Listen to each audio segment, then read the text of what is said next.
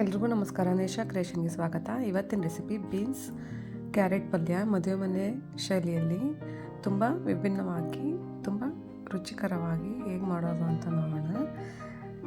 ಫಸ್ಟಿಗೆ ನಮ್ಮ ಚಾನಲ್ ನೋಡ್ತಾ ಇದ್ದರೆ ಪ್ಲೀಸ್ ಸಬ್ಸ್ಕ್ರೈಬ್ ಮಾಡ್ಕೊಂಡು ನೋಡಿ, ಪಕ್ಕದಲ್ಲೇ ಬರುವಂತಹ ಬೆಲ್ ಐಕನ್ನ ಕ್ಲಿಕ್ ಮಾಡಿ, ವಿಡಿಯೋನ ಹೆಚ್ಚು ಶೇರ್ ಮಾಡಿ.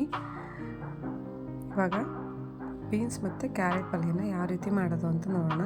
ನಾನಿಲ್ಲಿ ಒಂದು ಅರ್ಧ ಕೆಜಿ ಬೀನ್ಸು, ಒಂದು ದೊಡ್ಡ ಗಾತ್ರದ ಕ್ಯಾರೆಟ್ ತೊಗೊಂಡು ಸಣ್ಣದಾಗಿ ಹಚ್ಚಿಟ್ಕೊಂಡಿದ್ದೀನಿ. ಇವಾಗ ಅದನ್ನು ಒಂದು ಕುಕ್ಕರಿಗೆ ಬೇಯಕ್ಕೆ ಇಡ್ತಾಯಿದ್ದೀನಿ. ನೀವು ಬೇಕು ಅಂದರೆ ಓಪನ್ನಾಗಿ ಬೇಯಿಸ್ಕೋಬೋದು.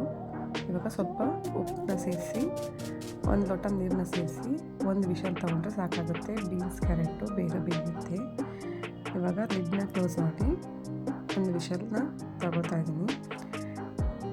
ವಿಷಲ್ ಬರೋ ಅಷ್ಟರಲ್ಲಿ ನಾವಿಲ್ಲಿ ಒಂದು ಮಸಾಲೆನ ರೆಡಿ ಮಾಡ್ಕೊಳ್ಳೋಣ. ಒಂದು ಮಿಕ್ಸಿ ಜಾರಿಗೆ ಒಂದು 5ರಿಂದ 6 ಬ್ಯಾಡಗಿ ಮೆಣಸಿನಕಾಯಿ, ಸ್ವಲ್ಪ ಜೀರಿಗೆ, ಸ್ವಲ್ಪ ಅರಿಶಿಣ ಪುಡಿ, ಒಂದೆರಡು ರೆಕ್ಕೆ ಕರಿಬೇವು ಮತ್ತು ಸ್ವಲ್ಪ ಬೆಲ್ಲ, ಚೂರು ಶುಂಠಿ, 1 ಇಂಚಷ್ಟು ಶುಂಠಿ ಹಾಕಿ ನೀರು ಹಾಕ್ತೆ ಸ್ವಲ್ಪ ತರತರಿಯಾಗಿ ಗ್ರೈಂಡ್ ಮಾಡ್ಕೊಂಡು, ಇವಾಗ ಅದಕ್ಕೆ ಫ್ರೆಶ್ ಆಗಿರುವಂತಹ 1 ಕಪ್ ತೆಂಗಿನಕಾಯಿ ಸೇರಿಸಿ ಅದಕ್ಕೂ ಸಹ ನೀರು ಹಾಕ್ತೆ ಸ್ವಲ್ಪ ತರತರಿಯಾಗಿ ಗ್ರೈಂಡ್ ಮಾಡಿ ಇಟ್ಕೊಳ್ಳಿ. ಇವಾಗ ಖಂಡಿತ ಒಂದು ಸಲ ಈ ವಿಧದಲ್ಲಿ ಟ್ರೈ ಮಾಡಲೇಬೇಕು ನೀವು.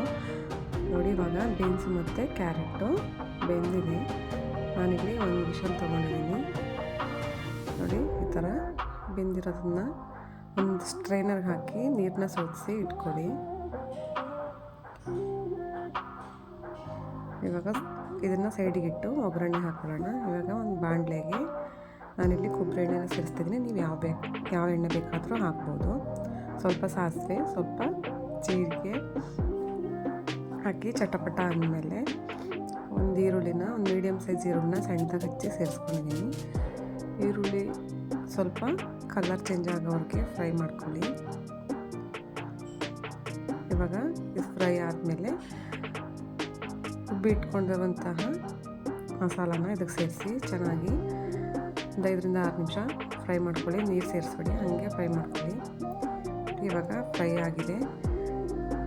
ನಾವು ಬೀನ್ಸ್ ಮತ್ತು ಕ್ಯಾರೆಟ್ನ ಬೇಯಿಸೋಕ್ಕೆ ಉಪ್ಪು ಹಾಕಿದ್ದೀವಿ. ನೋಡಿ, ಉಪ್ಪು ಹಾಕ್ಕೊಳ್ಳಿ.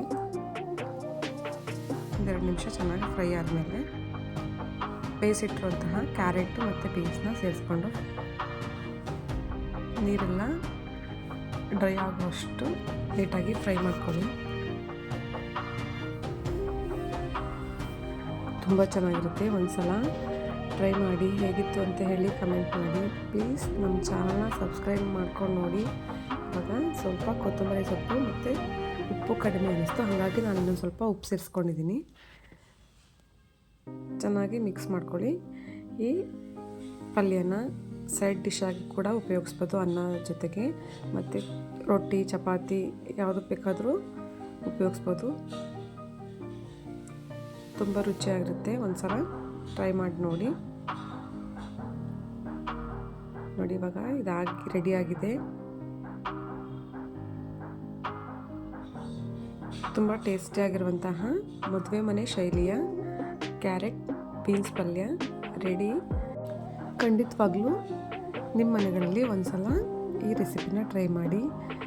ಹೇಗಿತ್ತು ಅಂತ ಹೇಳಿ ಕಮೆಂಟ್ ಮಾಡಿ. ಪ್ಲೀಸ್ ನಮ್ಮ ಚಾನಲ್ನ ಸಬ್ಸ್ಕ್ರೈಬ್ ಮಾಡ್ಕೊಂಡು ನೋಡಿ.